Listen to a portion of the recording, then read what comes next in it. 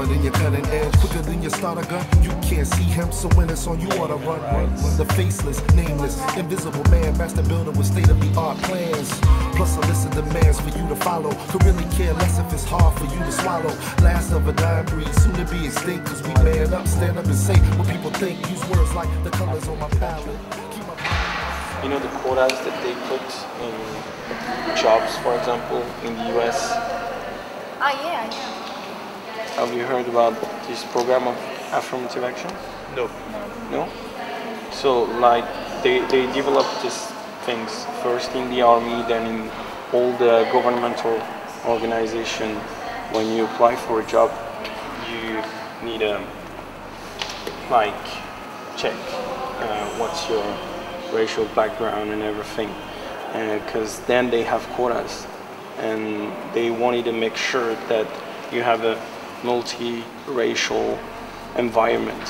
So let's say, just a quick example, you have 10 people, they consider that in the US then 20% of African Americans, so they will try to have 2 African American out of 10 in the group.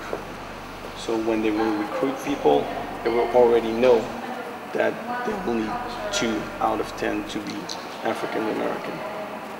And now they've reached another step, because that was supposedly temporary. So now you have a lot of different states like California and other big ones that are not anymore applying this affirmative action program. And the results are not really clear. And for some domains it have worked pretty well, because now you have some minorities that are even more than the first quotas, and in some others they still have problems, like education, for example. UCLA, one of the biggest universities in the US, has really few African Americans students, and there was a movement in 2006 of African American students that were claiming their thinking of this, because it was supposed to promote diversity, and finally it was a failure.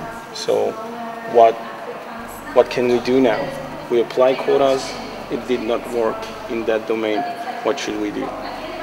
And in France we have this kind of debate, but we don't want to call it affirmative action. We want to call it positive discrimination. Yeah. JS with the Jazz Liberators, you know what I'm saying? This joint right here take me back. The 80s with my granddad and his Lincoln Continental stretched out.